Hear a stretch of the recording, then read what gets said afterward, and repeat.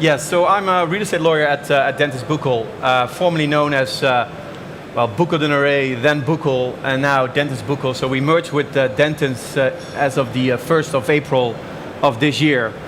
And Dentons is a very international law firm. It's actually the largest law firm in the world with more than 7,000 lawyers.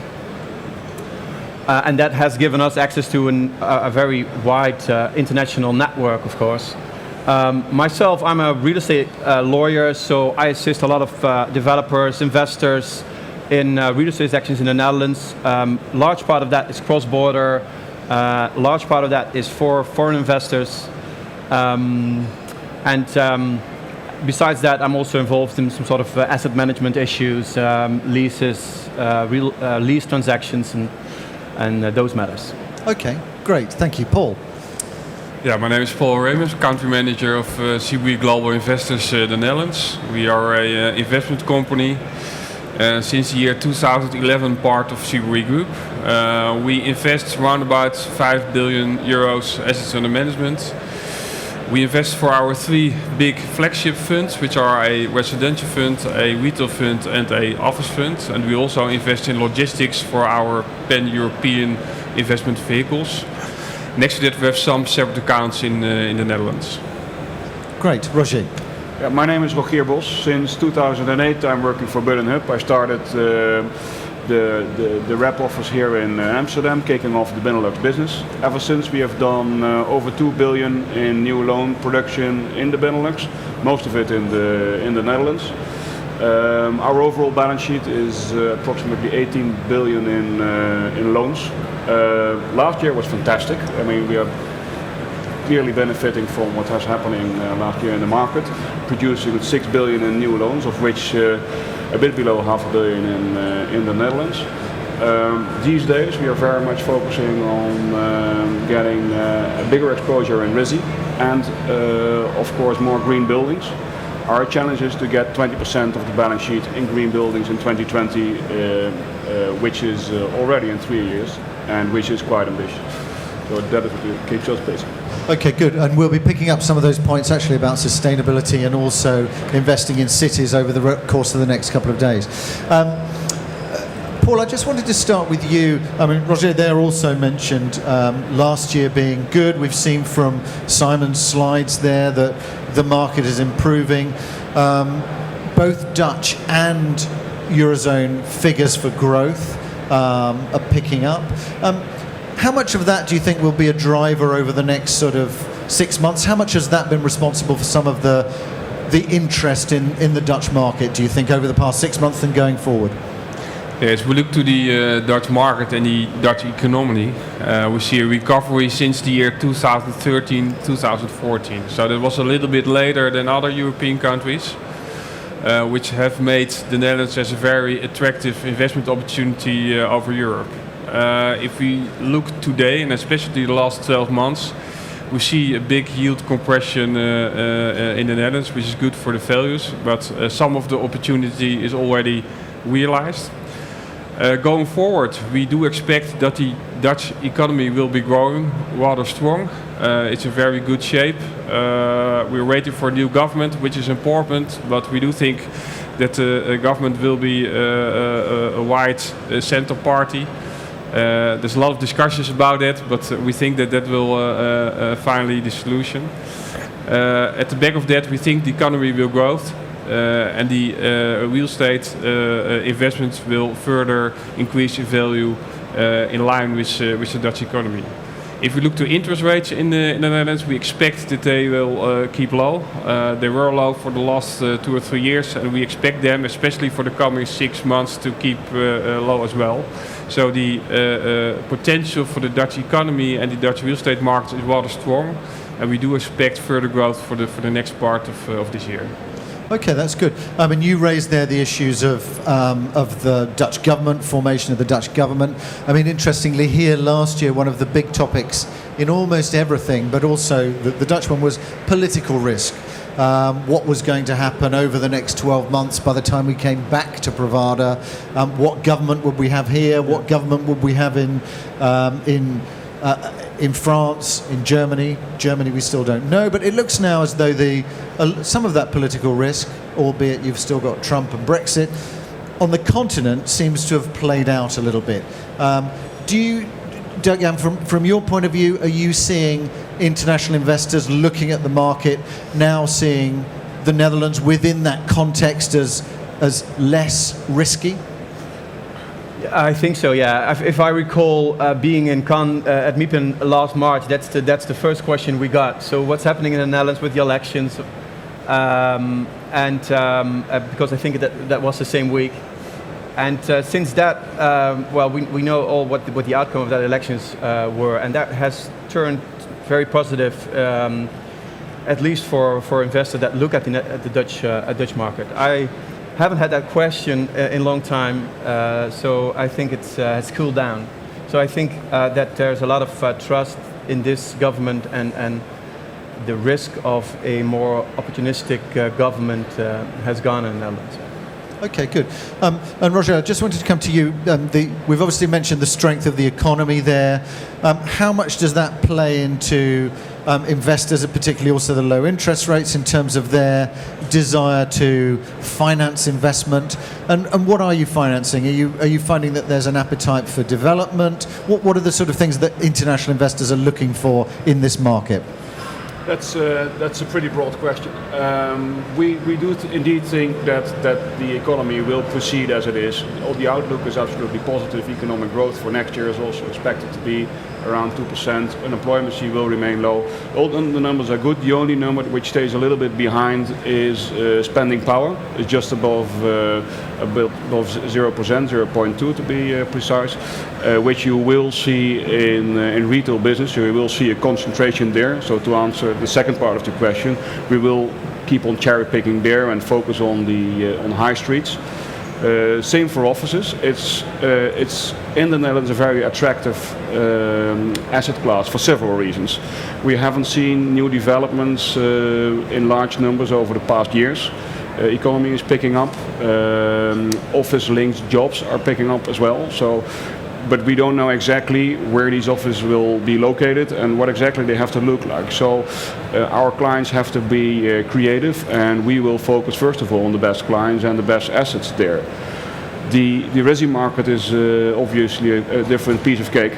It's especially in the west and in some cities also in the east, an absolute safe harbor to invest in, and the challenge there is to get the right product, which is where we focus on as well.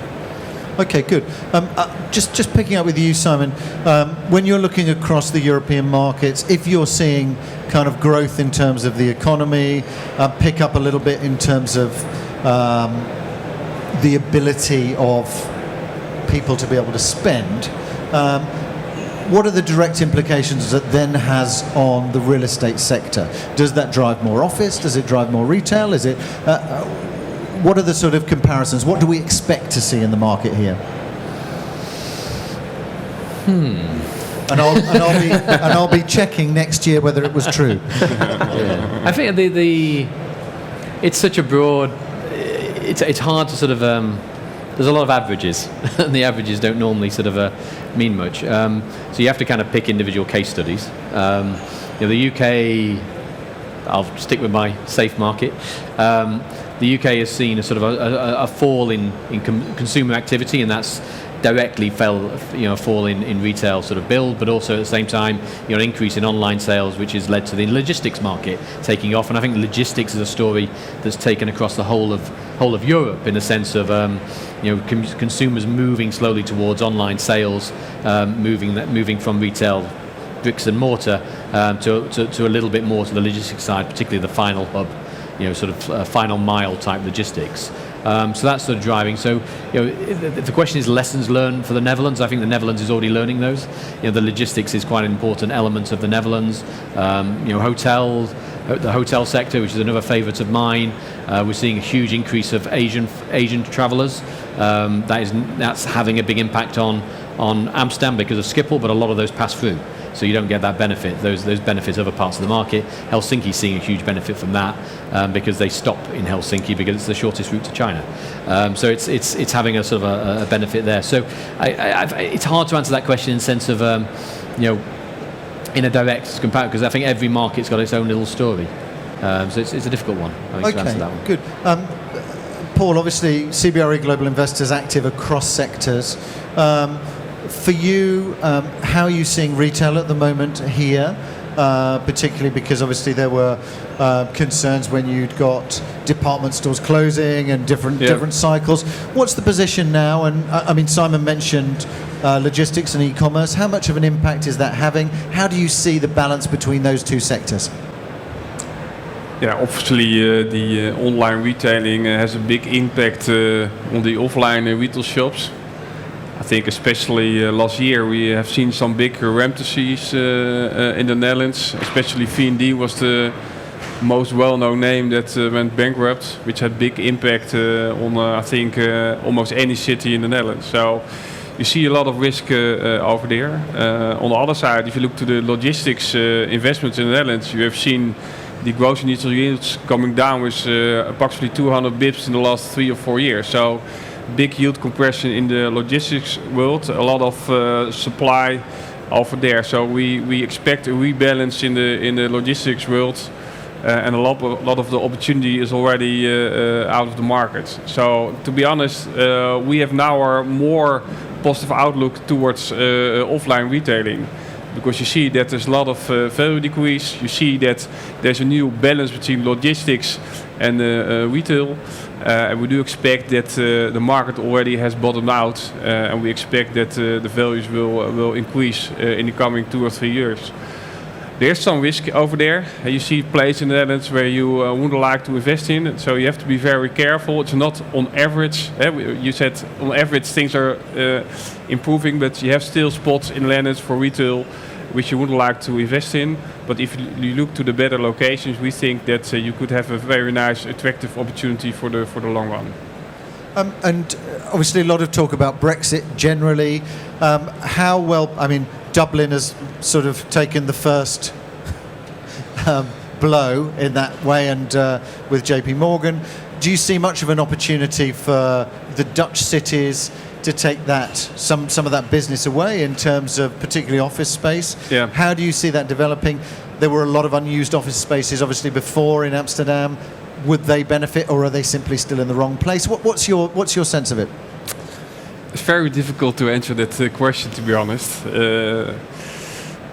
Especially last year when the Brexit discussion was out there in full.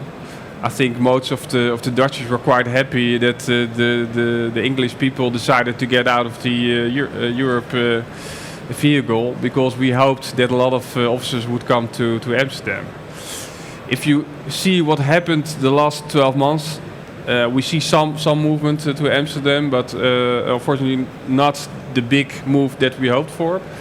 I think one thing is very important to understand, that we have some rules over there, especially in the field of bonuses, which are not very attractive for investment banking and companies. So that is really blocking the big flow into Amsterdam. Although we benefit a little bit of the Brexit, but it's not that big as we hoped for 12 months ago. Okay, good. And Dirk-Jan, just on that, we've got sessions coming up on the Holland Metropole, which has obviously been something that's developed for a considerable period of time now in terms of positioning Amsterdam and the other cities, Rotterdam, The Hague, Utrecht, into a larger metropolitan region to make it more competitive in terms of global cities, so that it's on the same scale as Paris, as London. Yeah. How important do you think that is for positioning the Netherlands in terms of that kind of office destination that we've just been talking to with Paul? For example, that you may be able to be in an office in Rotterdam and be 30 minutes from Amsterdam. How important is that, and do you think that's being picked up by your international clients? I think it is very important. If you really want to compete with these cities you just mentioned, and the likes of Frankfurt and Paris, and maybe even on a broader scale, Tokyo or so. I think that it would be essential not to, present yourself as Amsterdam or Rotterdam or The Hague, but more as a big metropole city. I think that is also something that those cities are exploring and trying. I'm not sure whether that is at this point sufficient, but because I do not feel that foreign investors really see that as get the whole metropole idea. I think that also requires a different kind of marketing as is done now. I think it extremely difficult, but I think that in the end, internationally, Amsterdam is the strongest brand. And if you really want to make steps in that regard, I think you really should consider just using that brand internationally for that entire area.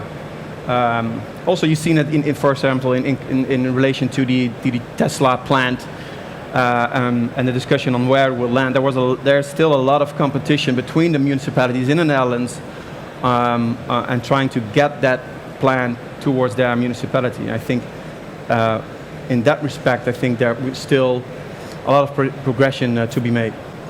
Okay, good. Paul, I just wanted to pick up with you in terms of we talked a little bit about the office. How much of that sort of change of use, how much of that renovation is going on here to be able to make those into hotels or residential? And I remember last year that there was not quite a block, but it wasn't so easy to be able to change those into a different product. What's the position now? Yeah, as you see, if you look to the periods and the procedures to change the zoning plan, I think that's the most difficult part in the Netherlands because it takes some time and you have to take the correct steps.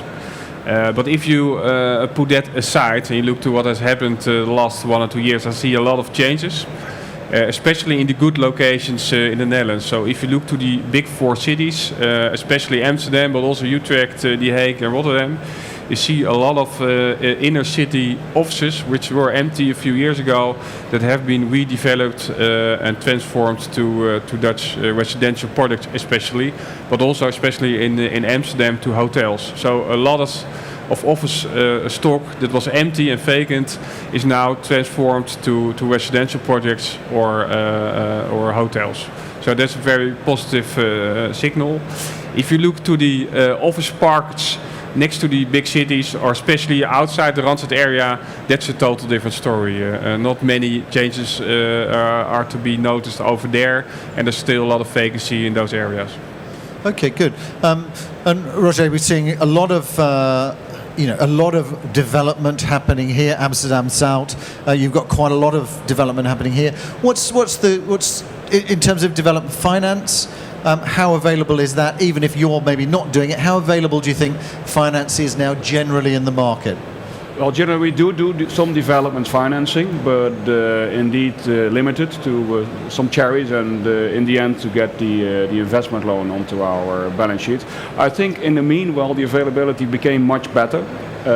It is, as I just said, there has been few developments over the past year. That basically the Dutch market changed from a development market into a redevelopment market over the past years, which is good for the area, and it also stimulates creativity. There is an important role for the Dutch lenders to play there. They have simply more people for the client coverage and some more local knowledge to cover that part. We are very happy with that, because if there are more development financing available, then we can in the end finance the long-term investments. So it's good to have them back. So it is available. Crowdfunding is coming up, but that's only bricks and pieces, so not big enough yet. The financing landscape generally diversified over the past years, and but it's especially diversifying on the investment part, not so much on the development part yet. So clearly a role for the Dutch banks there. Okay, good. And Dirk-Jan, in terms of regulation, is there anything when the government is formed, or anything that you know is going to happen that is going to bite investors? Or overall, do you think the regulatory environment looking forward is positive for investors? I would say that in general it is. As far as I know, there's no legislation that is expected that will change that significantly.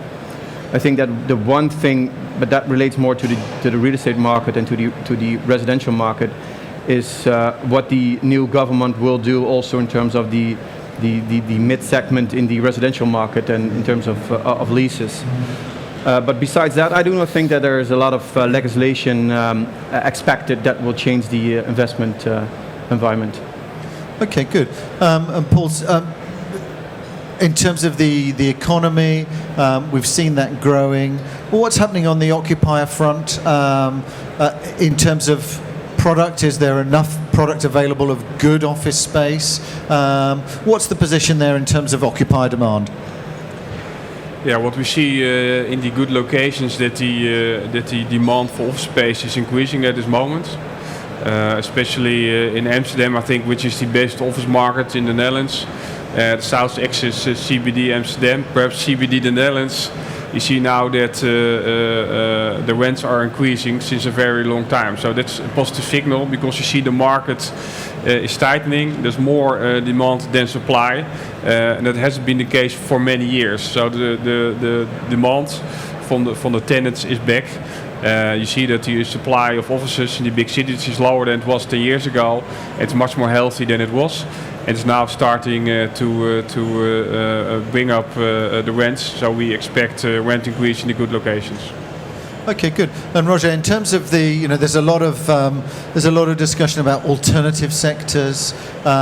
What's happening here in terms of particularly financing it as well? Are you comfortable financing things like student housing, like senior care? What's the position? There's a lot of dynamics indeed. For us, it's important to have alternative possibilities for our buildings. I mean, the most sustainable building in Amsterdam is probably in the Canal District, which can be used for offices. You can put a shop in there, a hotel. So that is basically the place you want to be, and also the asset that you would finance.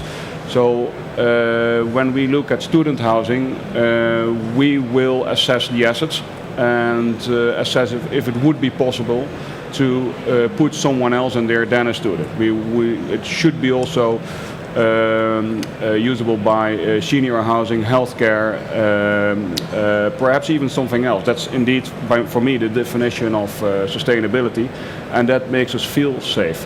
Obviously, a management company can add value there, and but the principle for a mortgage bank would also always be bricks, and I think the management on top of that is highly appreciated. It mitigates our risk partially, but in the end it's a brick that has to make the future cash flow. Okay, good. We're pretty much right at the end of our time, so I've got a last question for you, which we will check next year as well, which is where should you invest? So very quickly, a minute each on if you had to invest in the Dutch market, and I know you're a lawyer and a financer, so this is your personal view. Then where would you invest? Let's start with you. We'll leave you till the end, Simon. So let's start with you, Rogier. Where should everybody look to invest at the moment? Where are the opportunities in the Dutch market? Clearly in the Randstad area, there is indeed a bit a marketing trick to do there, but you do see that next to Amsterdam, Rotterdam and Utrecht are becoming more in demand. The labor is available there, and as long as you're in the area of a railway station in one of the bigger cities, then you can certainly expect some increase in value. So since location is still leading, that's the place to invest and to add such value and to make your money. As a lender, we want big chunks of resi basically. Okay, good. Paul? As you look to the office and the logistics market, I think it's quite expensive already. And we've seen that if you look to the values in 2007 and the values today, there's some room for improvement, but in my view, it was overpriced back then, so I would be careful. If you look to residential, we see some growth potential, although we should take into account that especially the Amsterdam market is quite expensive at the moment. So I wouldn't invest in Amsterdam anymore, but go for the other 3 cities in the Netherlands, Utrecht, Rotterdam, The Hague. Quite interesting. There's a lot of potential over there. And finally, I said it before, I think I would have a close look to Dutch retail. It's a little bit core plus value add play, but I think it's a very good timing to invest over there. Okay, great. Dirk-Jan, quickly. Yeah, again, I wouldn't ask your lawyer this question, but if it would be my money, I would. I think the same thing. I would definitely invest in the Radstad area in terms of offers near stations, residential. I would still probably invest in logistics. I think those 3. Yeah. Okay, Simon. You know me. Hotels all the way. Okay, hotels all the way. Very good. Yeah.